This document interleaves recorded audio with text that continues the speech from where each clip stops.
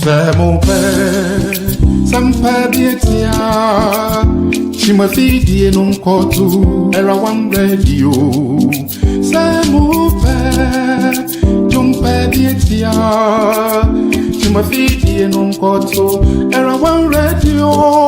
Oh, and Yumpankuma, Asampankuma.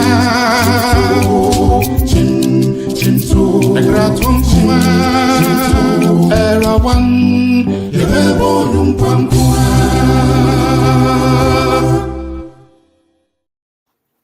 Kosua na ti era one radio empenyini say yensoma na motenten yesoma banyasafo era one radio yede nsem anomuaye ebrem.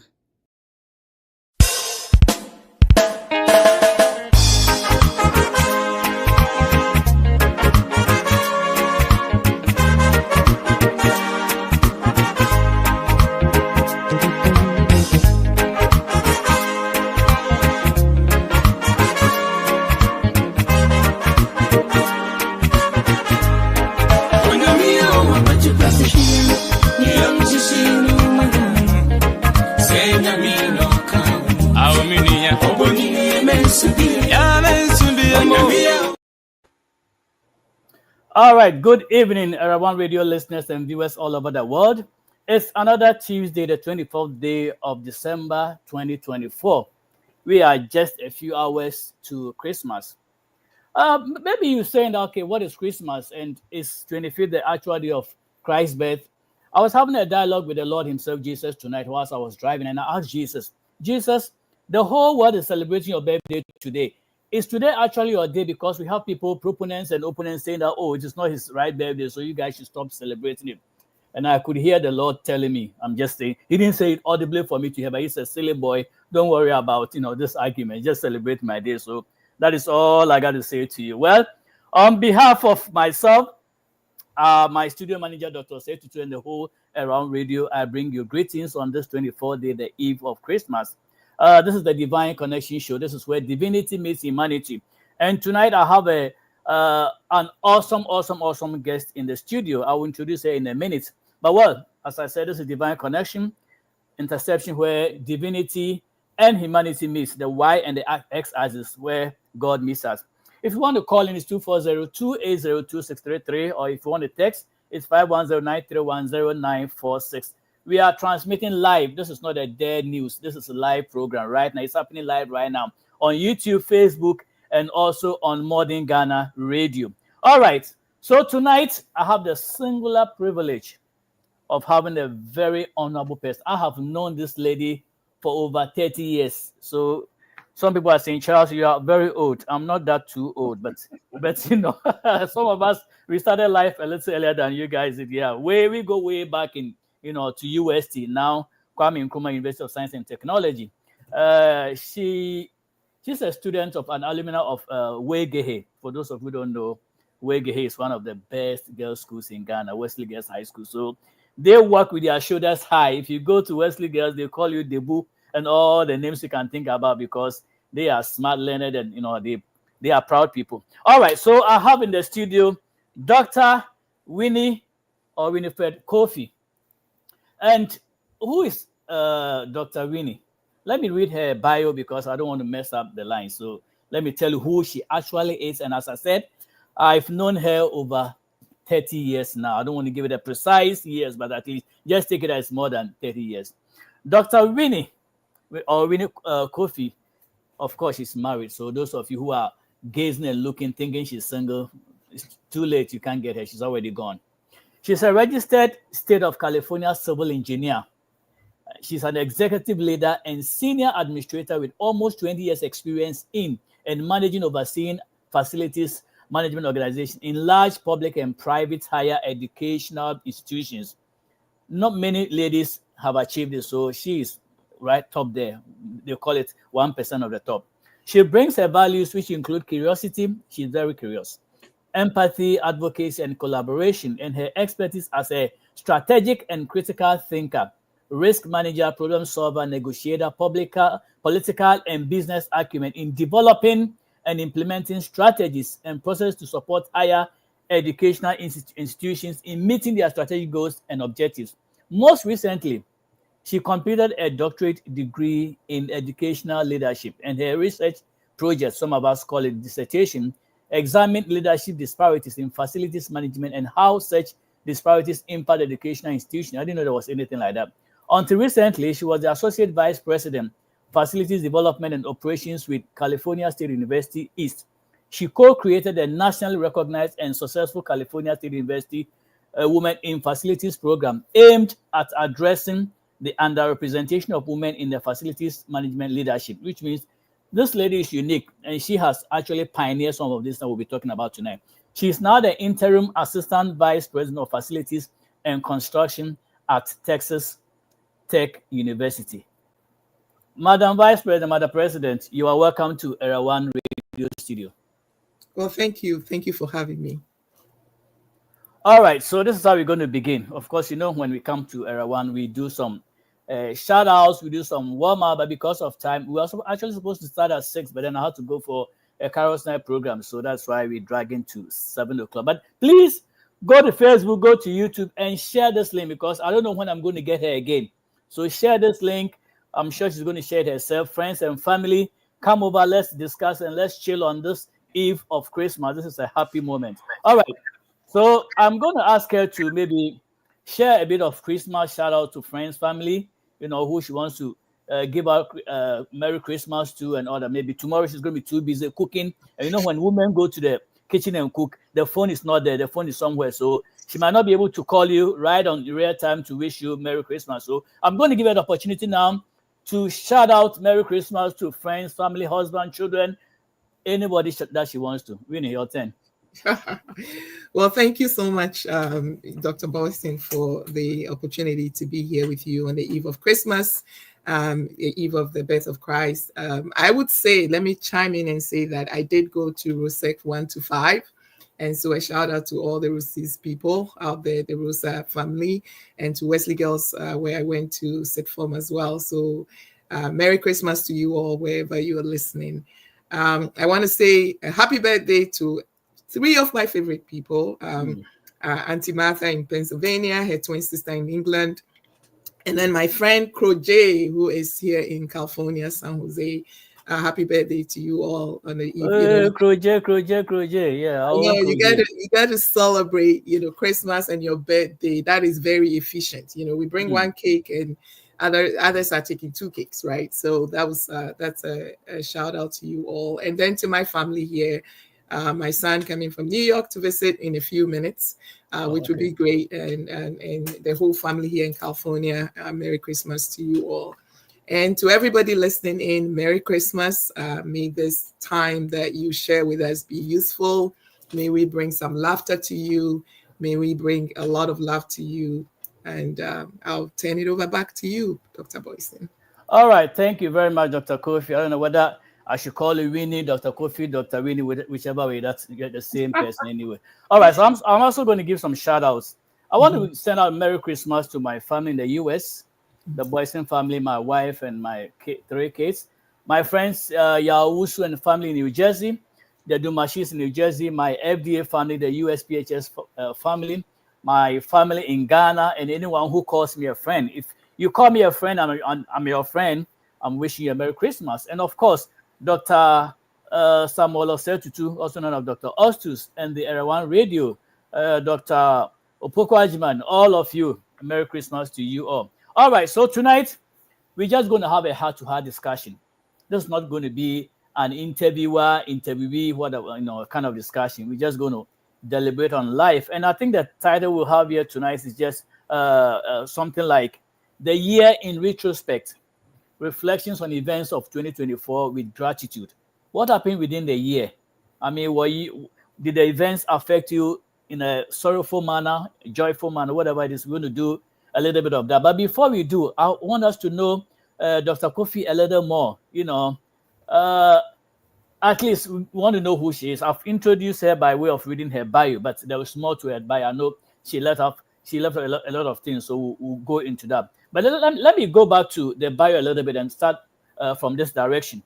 So, Dr. Kofi, Winnie, As a registered State of California civil engineer, you are a leader, senior administrator with almost 20 years. That's what you did for a long time. You have experience in managing, overseeing facilities, management organizations in large public and private higher education and all that. These are all part of your bio. And you are now the interim assistant vice P of facilities and construction at Texas Tech University. All right. Now, one may ask, this is a position that not many women, not many females can climb to. So you are unique. You are smart. I mean, if you go to St. Rose's and you go to Wesley Girls and you come and do masters and PhD here, you are very, very, very smart. How did you get to where you are? Walk us through. I mean, I believe inquisitive minds want to know. I mean, of course, I have known you so many years, but our inquisitive listeners want to know, how did you get to this position? I mean, I've said you are smart, but I want you to tell us how smart you are and how you got them, if these little girls are listening to you. Well, thank you again.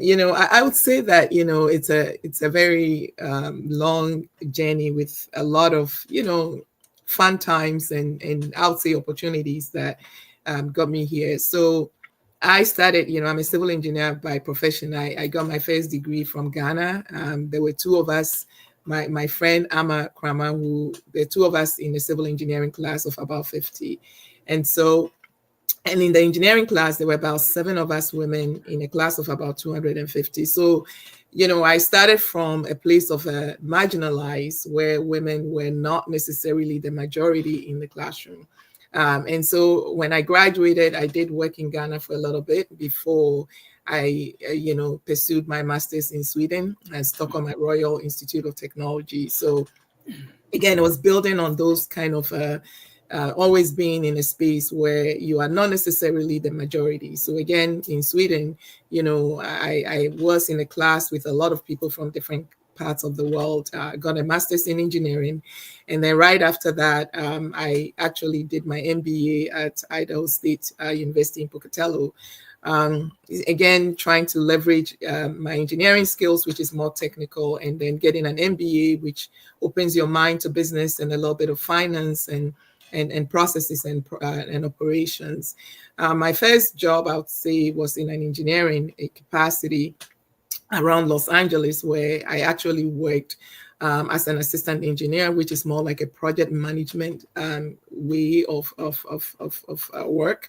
I did that for a little bit and then moved to San Francisco, where I took a project management position at San Francisco. Here there's a community college, the City College of San Francisco District, and I was the project manager for their Mission campus, which is downtown San Francisco. So that's again where I got a little bit of an exposure, when you're coming from the other side of the world, exposure into a different way of working, understanding the higher education, understanding the processes in higher education, construction, and also being able to be part of the construction community. And so I had to do my engineering certification, working and studying for what we call the professional engineering license here in California, which I was able to, try and also get certified in that. So I bring all these different experiences together. Nothing, I would say in Ghana, I did work for about 3 years before I went to school. I went back to do my master's, but you have to bring all those experiences to bear. And you also have to learn the environment that you're working in. So after I did the project in City College, when we at the completion of this was an $80 million campus built around 2008. So at the end of that project, I actually took a job as an assistant director at the University of California, San Francisco, which is a medical campus, very, very well medical and also research based. And there I was working in a capacity that's actually where I found facilities management. So I was more like overseeing an engineering group that were doing what we call third-party review, which is when architects do their design and engineers do design. We tend to review that for quality and also to ensure that they are functional when we build them. So I did that for about 6 years. And then that exposed me really to the construction side of facilities and not necessarily the operation side, which is the service side of facilities. And so I took a job, which I call it a boot camp, like a 8 months job in a community college, where I was almost like a step down from the assistant director position into a facilities manager position to learn the operations. So the operations is actually what really rock the campus. That's where you're looking at how you maintain the buildings, how you service the buildings, and things like that, which is the core of the business of facilities. And so I did that. And then Stafford School of Medicine hired me after 8 months.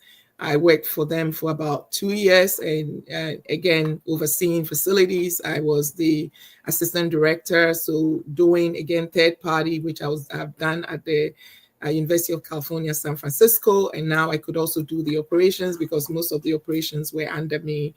I did that for about 2 years, and then the California State University position, the associate vice president position, opened up, which is again bringing all the experiences that I've had in the past to bear. So I took that position, did it for about 6.5 years. During that process, the last 3 years is when I decided to do my doctorate. And I did a research in facilities because there was so much there. You know, there isn't that many women, like Dr. Boyce and you said. And so one of the things I started doing was, why is that? Why is there no women? If you go to any university in this country, you know, women are about 50+% of the population. In fact, in most institutions, women are about 60%. And so if you don't have women in these positions that make decisions, you know, the position is about decision making. You're making decisions as to where you put an office. You're making decisions as to where you position a bathroom. You're making decisions as to where you position, a lactation room and all those things. Accessibility, making sure that people have access to the space and people are not excluded from the space. So that might sound trivial. But if you are in your home, think about when you bring elderly in the home, you know, how do they navigate the space? So in this public space called public university, you're looking at bringing everybody in. You're looking at students coming in with different needs and different abilities. You are bringing in faculty, different needs, different abilities. You're bringing in employees, you know, your staff. So all those things. And you have patrons, people who come in and check the university out. If you look at most of the reports about universities, why do students go to a university? The first thing is the facilities. It looks clean, it looks safe, it looks secure. That's why they go. So if you have no women in making or being part of that community of making decisions, then what happens? It means that our experience as women are never factored into those decisions, right? So I had the opportunity to actually try that, which is where I created the Women in Facilities for this, the California State University system, by saying that we needed more women in those decision-making roles to be able to serve our students better, right? And facilities as a profession is not very well known. You know, most people think it's about cleaning spaces, and it's more than that. It's a very complex organization. You know, you're making decisions, you're making multi-million-dollar decisions. And so it's not just about those that you see, it's beyond that. It's how we bring the building in, how we plan the building in, and how we keep the building in and make sure people are able to flow in and out of the building safely and securely, right? So that's what has been exciting for me. So when I did my doctorate, I did look at that disparity, and I did look at it from a point of, how is that impacting you? Would you take your kids to a school that is unsafe? Probably not, right? You want to take your kids to a school where you can sleep at night and know that you're going to see your child again, right? So when we talk about active shooting and all those things that hit the news, there is a group of us behind the scenes that are looking at this access and making sure that, you know, we're not putting students in a space where they can learn, right? If you're walking on campus and it's dark and you have Charles, you have 3 daughters, would you put your children in a campus that is dark? Absolutely not. So somebody's making decisions in terms of what kind of lights and how are we positioning them to make sure that those all these areas are well lit to allow students to be safe. So that is the profession that I practice. And I'm very proud of it because it's tangible and we're able to really support and love and make sure that students and families are proud when they come on our campus. And that's where I am in my profession. Wow, that is awesome. That is a mouthful of resume. I'm sure your resume should be like from here to Tema or Kusumbo, or even from California to Texas, or from there to whatever. That is really impressive. I mean, when before we left Ghana, there weren't too many women driving buses or doing certain kinds of professions, and we used to think that, oh, these are the reserves of men. Women are not supposed to venture. Then I come to California, United States, I see this woman driving bus. I said, wow, woman screeching bus like that with the steering wheel turning like that. So wow, this is awesome. I said, go and look at Ghana those days. How many women were even there to even go and screech a motorbike? But here we are. This lady sitting right in front of me with all this, accolades and all this professional experience and managing this. Because I mean, as I said, we were in UST. I mean, she was my junior, I should say, and she would come pass from Africa Hall to Republic Hall, going to Mecca, and like I said, two ladies in male-dominated engineering class. I'm sure they were calling them tomboy or now we class higher and nursing. I mean, just to say, but that's a great achievement. I believe Daddy is so proud of you wherever he is at the moment, and that is awesome. That brings my mind to now Ghana has had a first female vice president, and I know you have broken the glass ceiling. Now the sky is not even the limit. How do you feel with Miss Nana Jane being the first female vice president, a woman in that position? I think we have to celebrate it, right? I think anytime a woman steps into a space where it's been very dominated or there's no woman in that space, we should celebrate, right? We should. I think my one of my proudest moments was to see that the three, big universities or oldest university in Ghana had women as their vice chancellors. I think it was brilliant, right? To see that a space where it's always been men, now women have the opportunity to also exhibit their leadership skills, which we have a lot, right? So we have to celebrate it, but we have to keep working. Sometimes I think when we put people in those positions, we think that's it. It's not.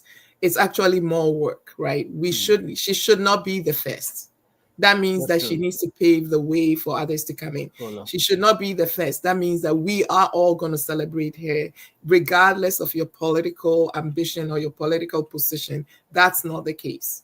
The case is that those little girls who are coming in, when they see somebody like themselves in that position, they can dream too, right? Because if we're seeing the same different or the same gender in a certain place, then we make the assumption it's a woman's job or it's a man's job. And is it? It's not, right? God made us all them, right? Before he decided to create separation, there was the them, right? And the them was capable of doing everything. So we have abilities. We may have it in different ways, but we have abilities. Women can do everything that men can. Sure. Right. Professionally, let me add that, but I think that we need to celebrate those moments. We need to call it out. And then we need to be participants, right? I always say that, put me in a place and say, well, we've brought the first woman and so blah. Well, who is my peer in that space? That's not women there. So it's going to be different. And somebody needs to be there to help me and hold my hand and lift me up when I'm down, because it's a different experience and not many of us are there. So we need to be praying for this person. We need to be, cheering her on, regardless of what you think your political position is, because she's going to create space for other people to come after her. Because if she fails, we have failed. It's not about it's her, it's us. It's on us to be able to help her to succeed. So to me, I think this is really remarkable. And, again, I applaud Ghana for taking that step, but I call every woman to be part of this celebration and also change so that we can see more women, not in that position, but also as a president going forward. Wow, this is awesome. I have a comment from my cousin Glucose Care, the man who is supplying Ghana with this anti-diabetes medication. Let me read Kofi's comment and then we'll continue. Actually, there are women driving dump trucks. That is true, Kofi. Actually, there are women driving dump trucks in the mines now and also operating heavy-duty equipment like payloaders. Yeah, that's true. This is totally different from my days at the mines when such jobs are reserved for only men. In fact, the equality of men and women is almost with us now. That is true. My cousin went to School of Mines in, I think, Takwa or somewhere there, so he knows what he's talking about. But nowadays, in the early 80s and the 90s, it wasn't so obvious. I mean, to see a woman driving taxi, they would say, but now things are, have changed. We live in a paradigm shift where things are changing. And my wife keeps telling me that whatever a man can do, women can do better. And sometimes I say, are you sure you can do everything I do very well? That brings me to the question of, like, I mean, Doc, you rightly said it. I mean, women are coming and they have, if women fail, then all of us have failed. So behind every successful man, there's a woman. But when sometimes the woman comes in front too, they do things uniquely. Without sounding too political, just on the fringes, do you think United States is ready for a female president? Are we going to get one anytime soon? Because we almost got one. We got the first vice president, Kamala. We almost got the first female president, but it just slipped by. And so we are still hoping. What is your take on that? Well, I think you started with, without sounding political. I think it depends, right? Again, Britain has had it, right? If you look across the world, even in African countries, in Liberia, we've had a female president, right? Again, the culture of how people perceive women as leaders is always the part that we should think about, right? So we all think we're ready, but the society actually has to warm up to it, because the ideals of, if you go back to history and look at the United States and who has been in power, whether it's in the House or in the Senate or in the White House, have been a certain group of people, and it's been that for a long time. So society begins to warm up to that. They begin to think this is what it should be, but we know that it's not, right? So how are we going to be ready? I think that's the question. It's a tough question for everybody to ask, right? Yes, we came close, but also look at the statistics of how people voted. That tells a whole lot of story, right? So why do I say that in Ghana we need to celebrate and we have to support? Is because it's not about a political position. It's about what we are becoming as individuals. It's about, yes, years ago, not many women were in the professional world, right? When my father, who is a pharmacist, bless Dad's heart and bless his memory, when I went to the hospital, it was heavy female nurses and few, maybe one or two male nurses. And I actually know the name of the two male nurses, right? But it was all considered gendered, females should be blah. If you go to schools, there was a headmaster, remember? Headmistress became later in our years that it was being allowed, right? So if you think about it, who is allowing that? It's us. It's not just the male, it's female also saying that females are not good enough, right? Because we've grown seeing a particular group of people in that position. So it's a mindset. It's something that we have to warm up to. And we're also very critical, right? If there's a woman in power, I get more criticisms for being a woman than my male counterparts, right? If they do something, it's like check. But if I do something, even if I'm over and above, it's going to be somebody who's going to say something, right?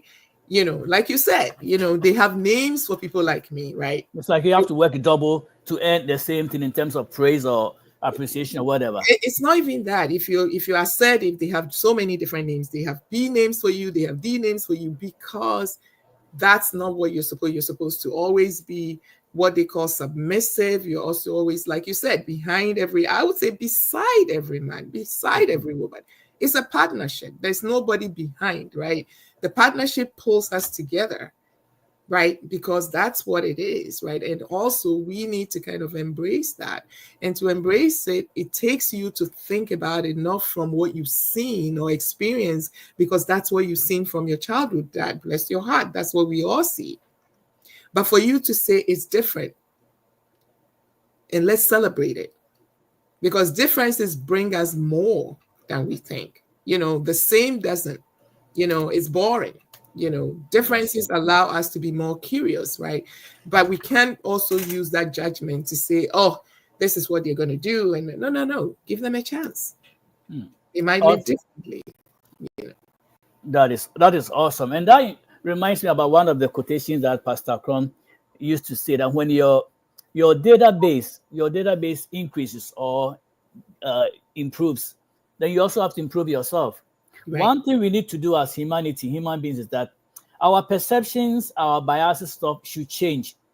That's why I use the word paradigm shift. We have to shift. There are some people, I wouldn't mention their ethnicity or races, who have said that as for me, no woman will ever become my leader or my president. That is their culture. But data is improving and changing. And so if a woman can do it, what is the big deal? After all, they gave birth to us and they've been nurturing us and teaching us all this. But then when we grow up and we grow wings, we say, no, you cannot be my boss. And I think it's high time we change some of those, things that we used to believe in. Because like my wife said, U.S. has had men all throughout over the past 248 years. It's been men. Can't we for once try a woman and see how nurturing she is, or how things are going? I mean, I said we should have just had one for just 4 years. Just try 4 years and see. If it's bad, we'll go back to the male. And I'm sure it would have been a surprise. Doc, it's been awesome having you. You are still on Divine Connection. This is where divinity meets humanity. God gave us a spirit, soul, and a body.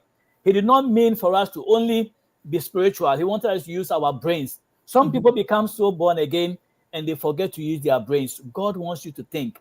And so when you come on this program, when you come on this program, we blend the spirit and the mind. We don't do away with the spirit. We need God's presence.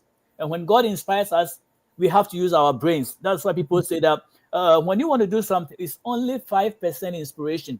The rest 95 is perspiration. You have to sweat. You get the idea and you put it down. This lady went to school of engineering. Maybe she was just inspired one day that I want to, be an engineer, and she did it. And the glass ceiling that she's breaking, it came from her grandmother. We'll go into that later in our program someday, somehow. Her grandmother went to church, and there were a male assigned seats, and the women were all put at the back. So instead of she going to sit among the back, she said, you know what, guys, I'm not going to do the status quo. She went and sat in the front where the men were supposed to sit. And she sat there with little Winnie, teaching her that, don't let men bully you. You can do something or you can change it. And that is the inspiration that Winnie had. And that's what kept her all this time. I'm going to go into engineering. 2 people out of the whole male, and that was bravery. So kudos to you. And you are doing mighty. Let me take a quick jingle and then take a sip of water and then we'll come back. Don't go anywhere. Share the link to Facebook, YouTube. Call your friends. Let them know that Dr. Winnie is in the house. Stay put.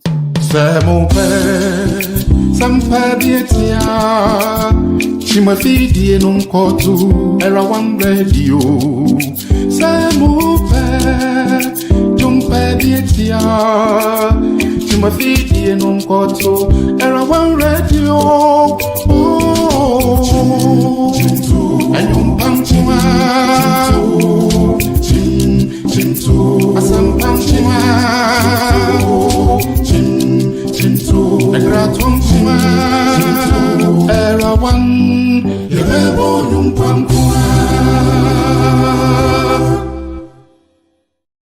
This is not your typical tea. The Major Herbal Tea by RETROSPECT International is a nutritious drink and a natural blood glucose reducer. Gymnema plant. They are 4 women. They are beautiful with brains. They are eloquent, decent, wise, and experienced. You have heard many, the funny. Now, it's time to hear the experience and the brainy. Meet Selena, Dorcas, Gifty, and Annette as they present the real in common getting. In common BISS chain, the as in Takrenu assume the real in common getting. Showing live this and every Sunday, 7 p.m. on Era One Radio on Facebook and on YouTube, Era One Radio and on Taibo channel. Kaise, so we tie the real in common kitten kittia. What brabontete? Winyan konkonsa. We the real in common kitten kitty. We are back to the studio, and tonight is a special edition of Christmas program. We captioned it with a bit of gratitude in the midst. So it's not just going to be Christmassy. We are going to show our appreciation. We are looking at a year in review. We just started with the tip of the iceberg, where I wanted us to know Dr. Winnie more. So let me read a comment that Sammy Glucose Man sent, and then we'll go on from there. Let me see if I can get it, and then let's see what Kofi said in his comments. All right, so this is what Kofi said. I've experienced the leadership of a female president in Taiwan, and I can say that it was a very good leadership. Female presidents are strong and decisive and can handle confrontation and aggression differently than male presidents, in my opinion. If you get a cut on your finger or somewhere, the way you say ajesh, whoosh, and all that stuff, we all know. Imagine a woman going through pregnancy for 9 months. Sometimes the boys and the girls are stubborn. They even go beyond the 9 months. And well, luckily, some people also came into the word earlier. The girl sitting in front of me tricked her mom. Instead of coming on the due date, she came, I think, earlier. So the mom was really angry. Why are you coming so early? We have a due date. So for some time, the mom was using her due date as a birthday, and she actually has the birthday that she came in. Anyway, we'll go into that later. Well, we are looking at the year in retrospect, reflection on events with gratitude. At this point, I told Winnie we're not going to do interview. It's going to be a discussion. So I'm going to ask her, what are some of the things, a few things you want to mention that you are grateful for the year? Well, thank you, Dr. Boyson. I would say I'm grateful for breath, right? Okay. Just the ability to speak, the ability to breathe, I think is a gift, and I'm very grateful because not many people were able to do it. This year had a lot of issues. I'm sure all of us can, one way or the other, close our eyes and look at the downs and all that, but you're still breathing. God has given us a chance for us to breathe and to speak and be in community, like today, whether it's Facebook or YouTube. We're in community with each other. We can listen, we can hear, we can laugh, we can cry, and that's a gift. So I'm very grateful that God has given us this gift of today for us to be able to hear each other, listen, laugh, and breathe again. I'm grateful for family, right? Family that are close enough that you can reach out and have them be and say they are yours, and they can be there around you, pray for you, lift you up. And that's a gift too. Not many of us can claim that.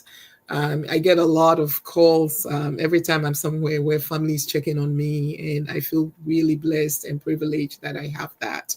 My son, my daughter, my husband, and all the families, my sisters, my sister, my brother, my nieces, and it's just beautiful just to see the love that I get. And for friends, the friends that are closer than family, that care and love us regardless of who we are. Like Dr. Boyson, who's been my friend for 30 years, and we're still in connection, and that's a gift. And so if I look at this year, I look at all those people who started January 1, 2024 with me, and today is December 2020, December 24, 2024. And I'm grateful for all those people, because that's the most important. It's never the things that we have or have acquired. It's the people that are with us and make us feel human and make us feel loved and make us feel accepted. I think that is who I'm grateful for this year, as we look to say bye-bye to 2024. I had the opportunity to write about my niece, who I lost very close, like more than like my daughter. And as I reflected on who she was and how she made me feel. I felt so blessed that even though she didn't get to be here today and breathe and talk and smile and laugh and hug, you know, I can look back and say I'm grateful she was in my life for 42 years. And that's it. Thank you very much, Doc. I'm very grateful. I'm very grateful that at long last I've met you here in the studio. I know I've spoken to you several times.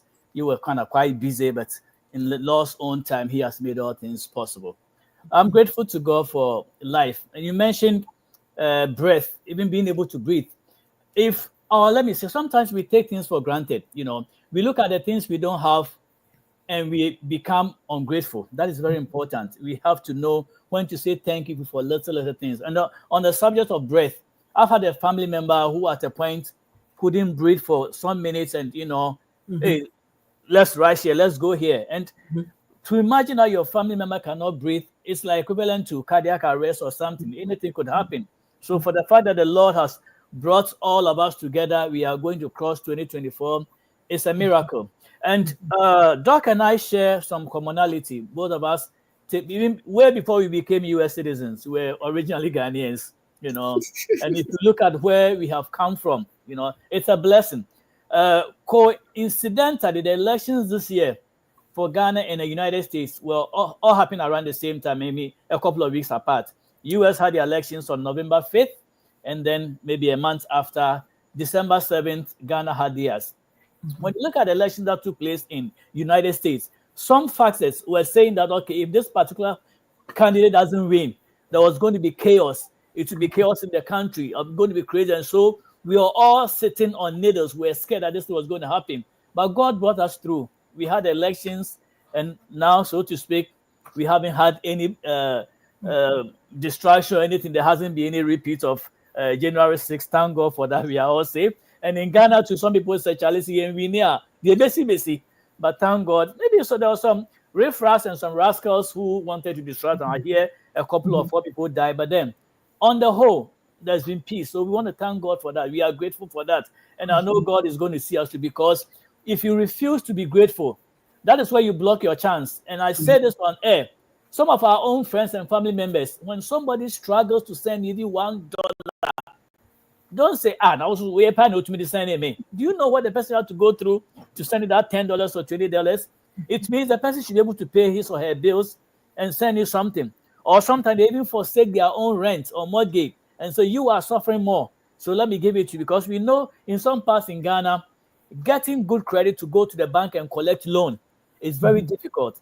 They can't even track you. I know Baumia was trying to do Mr. Digital, so now they have addresses where they can track you. But the situation there is quite different. People cannot be trusted. You go for a loan and the person has changed the address. If he was living in Accra, when the loan was due, you find him at Gomwa Fantinoko. You can't even track him. So that is why they are not getting loan. But thank God we live in a place where, by virtue of credit, you can go and collect loan to help somebody. So whatever help somebody gives you, appreciate it. And you people to sometimes, when somebody is coming, buy us something like precursor or chocolate. Make we enjoy small. Well, it's been I enjoy having Dr. Winnie on the show. Let me go to this question. Let me read from one of your bios. This is just a discussion, and I'll look at read something that I put there. Maybe we can look at it and see. So this is what it says. Awesome. Most recently, this quoting from the bio. She completed a doctorate degree in educational leadership, and her research project examined leadership disparities in facility management and how such disparities impact educational institutions. And I believe you've already talked about that, so I'm not going to repeat. But let me go to this question. How do you foresee 2025? We already know 2024. Yesterday, somebody sang the song, "Yesterday is gone. Another day has come. Do something new in my life." We know of 2024, we have about 7 days more. So we can gladly say, even if somebody doesn't cross 2024, at least they have seen majority of this year. So when they are saying, "Oh, did you complete 2024?" Yeah, almost. I was left with just 7 days to make it. So at least you saw it. So let's look at 2025. How is it going to look like? Because I know next week by this time, 31st, Soja Papa Ghana, the prophets are going to come out. I know Owusu Bempa has already tailored what he's going to say. the other prophets are going to say, last year there was some who were prophesying, oh, Mahama will win, MPP will win, and some even said if MPP didn't win, they should come and burn their churches. Mm-hmm. Can IGP go and burn those churches? That's another different topic. But I'm saying a week by this time, the prophecies will come. 2025, this one will do this. This person will die. This one will go and stand by the wall and urinate, and the police will come after him. All that will come. How do you foresee 2025? Well, I would say, I'll go back to what you said is we combine the spirit and the human side of it, right? I think you should start with yourself and set good intentions. Okay. Yes, there are people who will tell you what you want to hear. Do you really want to hear a future that is so gloomy? Or do you want to set intentions for what you think God can do? Because the God we serve, the God we all know, is the one who gives us bright days, right? So start with good intentions. So my good intention is that, you know what, in spite of all that I experienced in 2024, I am going to set the intention that is going to be a year of goodness, right? It's going to be a year where we're going to show each other kindness because we need it, right? All that you talked about is I'm going to ban church, I'm going to do this, I'm going to do that. That's all pain. That's all trauma that we're inflicting on our future because of what, right? Why can't we set good intentions? That's true. Why can't we say that we want to see the best from each other? Why can't we be kinder to people? They may have different opinions, and that's okay. If God wanted us to be the same people, we will have a lot of Dr. Charles Boyson around. That's all you see. But I'm different. I look different. I'm coming from a different place. And so we have the opportunity for us to set different intentions to be good to each other, to be kind to each other. That is what is going to make us feel safe, because we need a safe world. We've gone through 4 years of COVID. We were isolated. We were forced to cover our mouth. We were having breathing difficulties. Why do we want to now psychologically inflict those kind of pain in the future of 2025?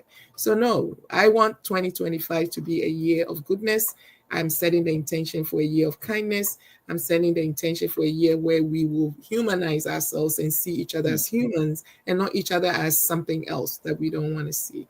I think those are the things that I think will make us go through the year. And if things happen because we're kind to each other, because we're good to each other, we'll be able to navigate that. Versus let those isolation because you don't like me keep me in my corner and drive me away from something good. Wow. Those are when we were in secondary school. If you gave this speech, somebody at the back would say, Sister, bohobium, which means repeat it and let it re-echo, echo. Thank you very much. These are words of wisdom. I told you have to start, publishing your writings, your book. You have that gifts of the oratorical and the literal. I've seen some of your scripts and they are marvelous. So don't be surprised when you see a book or a couple of books or 3 books or 10 books on Amazon with Dr. Winnie Kofi's name there, and I'll get my copy right. Well, speaking about gratitude, I'm also grateful that my cousin Kofi Samuel Boyson looked into the system and realized that people are dying of diabetes. And he even narrated a family member who was lost because of diabetes. And so he partnered with people in Taiwan. They came out with this herb. It's just a tea, just like Lipton tea bag. You just tear it from the box or the sachet, put in warm water, just sip it. After you've eaten your carbohydrates, your yam, your starch, your sandwich or whatever, before you go to sleep, just slide this in the warm water, just sip it, and it takes care of your diabetes cells. You don't want to die too early, because sometimes we say, gone too soon. That thing should be raised. Next year, we don't want anything like gone too soon. And Doc Winnie said it. The shootings in the schools, they have to stop. When are we going to live through a whole year without the news telling us that, somebody took a gun to school or to this place and shot people? We thought, we are now dealing with somebody who just in broad daylight stood in Manhattan and shot a CEO. Some of these things, if you don't see it, Gafini Gatochi, you wouldn't believe it. But we are praying that 2025, these things will stop. Why?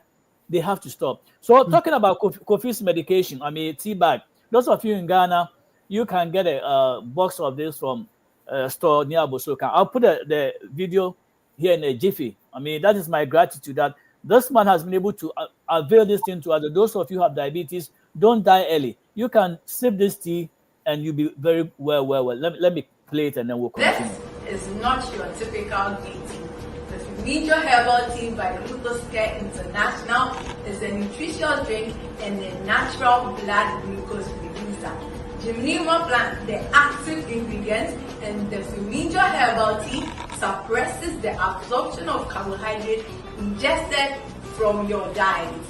The green tea content in the Fumigio Herbal Tea promotes rejuvenation of dead cells, detoxification of your system, stimulates the pancreas to release insulin, and improve metabolism. Drinking 1 sachet of Fumigio Herbal Tea after meals prevents the rise in blood sugar levels, suppresses appetite, and improves bowel movement.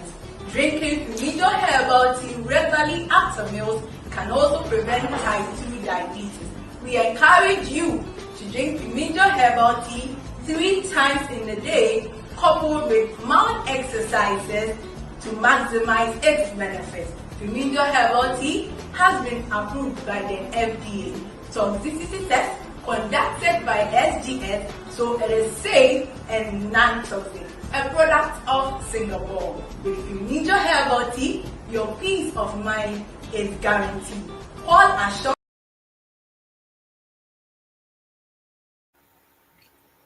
So me, I'm not waiting for diabetes to hit me before I start taking this tea. Kofi send me some, sachets that I drink every now and then. It doesn't have any bitter taste. Some of you don't like bitter stuff at all. So everything should be sugary. This one doesn't have that, bitter taste. It's just flat. You didn't even realize you are drinking anything. So please, young boy, I won't buy. All right, Doc, we have 5 minutes left. And let me go to a question that has burning through me. And again, I'll pull it from your bio. So it says, she co-created a nationally recognized and successful California State University Women in Facilities program aimed at addressing the underrepresentation of women in the facilities management leadership. You see, she's so, prone to helping women. All right, so let me ask you, Doc, if this thing you did was a baby, one of your children who is now grown anyway, if this was a baby, how would you say the baby is doing? Is the baby at the crawling stage? Is it at the walking stage? Is it running? Or what is the status of this baby you created? Give us an update. Well, I will tell you 2 stories, because, sometimes you want to see how well your baby is doing when somebody else tells you a story about how the baby is doing, right? So we launched this program in the first year, almost 80, there were 12 women in it, almost 85% of them got promoted. So that was like a slam dunk, right? The second year was about 65, but the stories that makes me really excited is what these women are doing. So in one of the California State University, there's this woman, just brilliant. She started her own women in facilities. She has faculty and staff, and they have a whole program in one of the big institutions here in California, and they're doing some amazing work. So that makes me happy. The second one is this woman who, again, when you have, we talked about, when you've seen a certain group of people in a position for a long time, you think is the norm, right? So when we had this program, one of the participants of the program happened to be a project manager on a construction site. And what she noticed, before the program, she didn't see this, but when she participated in this program, she noticed that there were few women on the construction site. One of them was a nursing mother, and they had no facilities for this woman. So every time she wants to express her milk, she'll have to walk down street to her car, express her milk. And by when she comes back, then she's reprimanded because she's late, right? So she has to eat her lunch, express milk that she's going to feed her child. There's no facility to even keep the milk, and she's being reprimanded. So after the program, she said, it just clicked. She said, this is just pure injustice. So she saw the superintendent just talking really harshly to this woman.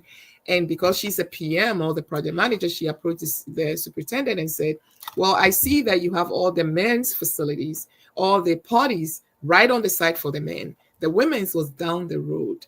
And this woman who has a baby could not be accommodated.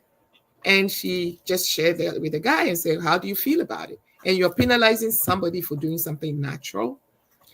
And guess what? Immediately, the superintendent changed this, created a space in the trailer. Usually we use construction trailers for these big constructions so that this woman could have a space close by.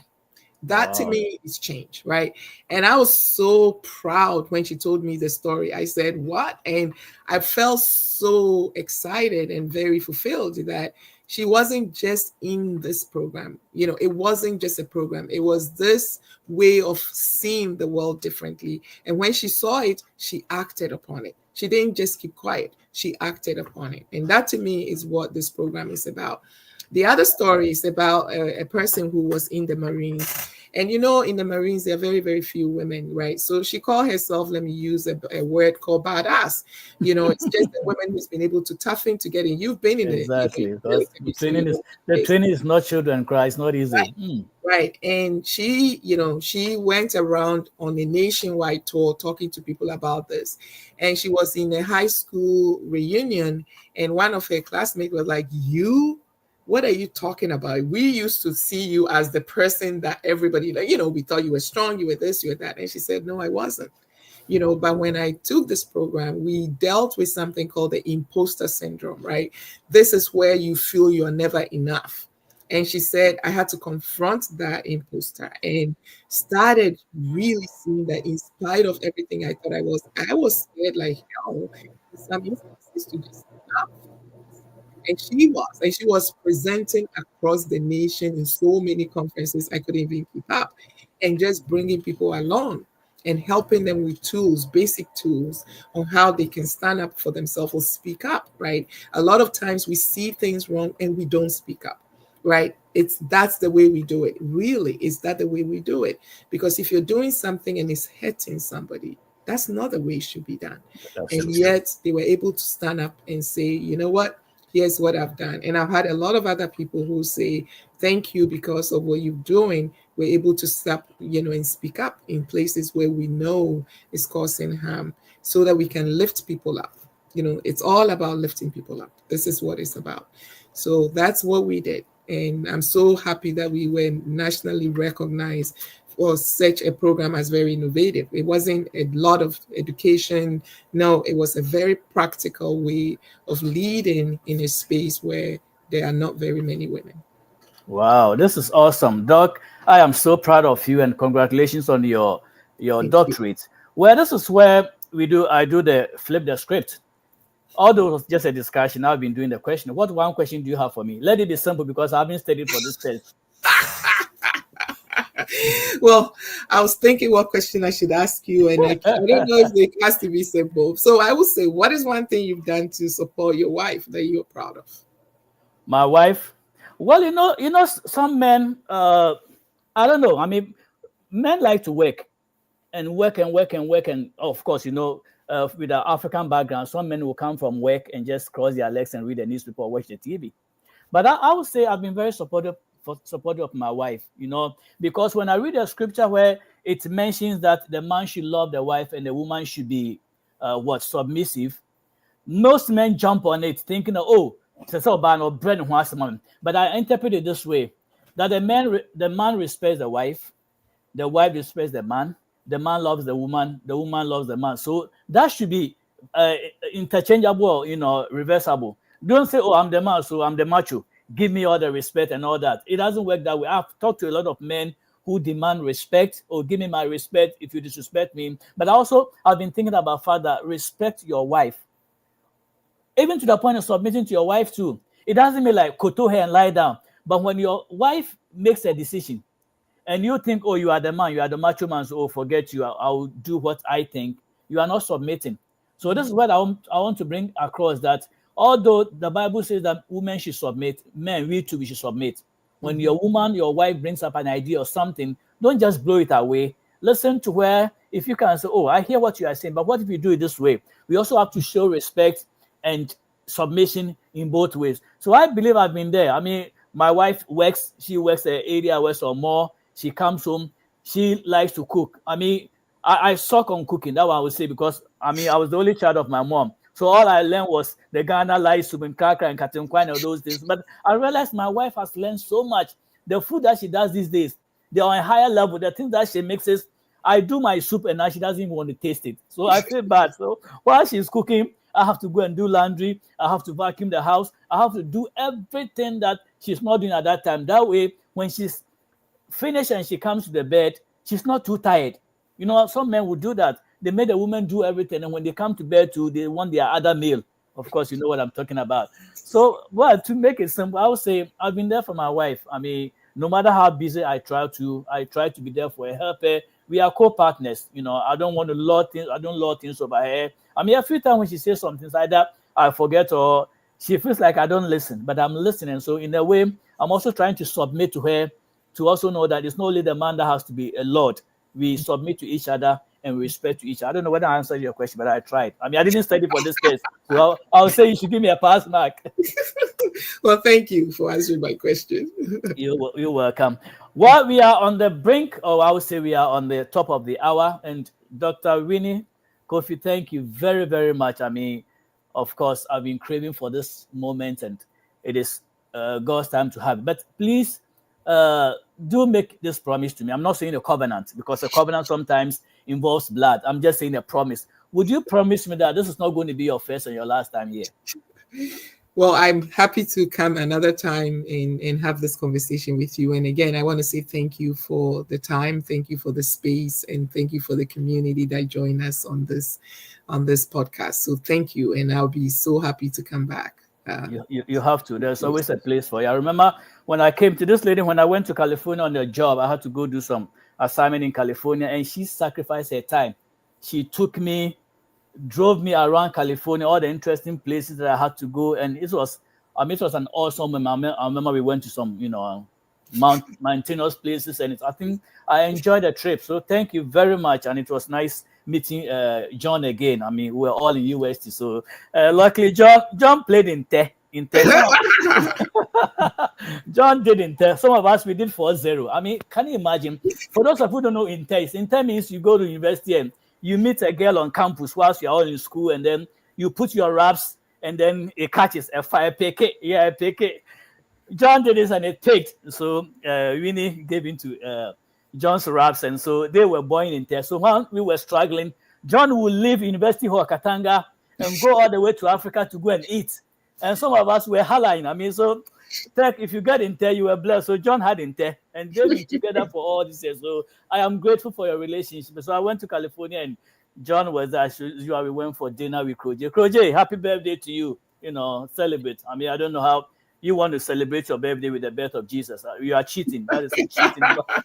You are cheating. But anyway, congratulations. Winnie, again, thank you very much. And I hope you should be a frequent flyer here. I don't know how many miles you're going to fly, but you should be a frequent flyer here. I love talking to you, and I'm so proud of your achievement. There's so much we have to discuss, and I'm waiting for you to put your book on publication. We'll have to talk about that. Well, on behalf of my studio manager, Dr. Osei Tutu, who is a exact man. I mean, he's an NDC man. His party has won in Ghana. So, when I came here and I was talking about MPP matter, I don't think he liked it, but he didn't tell me. Later, I realized that he said Zoo man. So now he's jubilating. Maybe one day he'll go to Ghana and become a parliamentarian or something. So, Dr. Hostis, congratulations to you and your wife, Abena Frimpoma. Winnie, again, thank you very much. My regards to John for allowing you to do this discussion. To your kids, I think is it Janelle and your son. Thank you very much for this moment. So I know I'm going to see you again, but until we do, Merry Christmas. Enjoy your whatever meal you are preparing for the family. I know you are very busy woman, but still you leave all this business and go to the kitchen and work as a wife, not a boss. You work in the kitchen as a wife, and when you leave the house and you go to work, you are the boss. Thank you for your humility. And thank you for honoring what God has placed on you. Bless your heart. I'll meet you again, and have a good evening. All right, everyone, please go back to Facebook, go to YouTube, pull the Divine Connection shows, listen and share with your friends, because like although she's promised she's coming back, I can't tell you exactly when she's coming back. So until she comes, go back and listen to all the clips. Enjoy. Have a Merry Christmas. Enjoy the day with family, and I'll see you again. All right, Doc. Have a good evening. Bye-bye. You too. Bye-bye. Bye. Hello, beautiful people of Ghana. This is Banahine Specialist Hospital. We are so excited to announce to our people Ghana that we are finally opened and we are accepting patients. At Banahine Specialist Hospital, our extraordinary physicians and nurses are here to provide a high-quality medical service to our extraordinary patients. Our services include primary care services, maternal, neonatal, and pediatric services. We also have an in-house pharmacy. We have x-ray and laboratory services available to you. Come to us for all your healthcare needs and you will be happy you did because we believe the health is wealth. Thank you and stay blessed.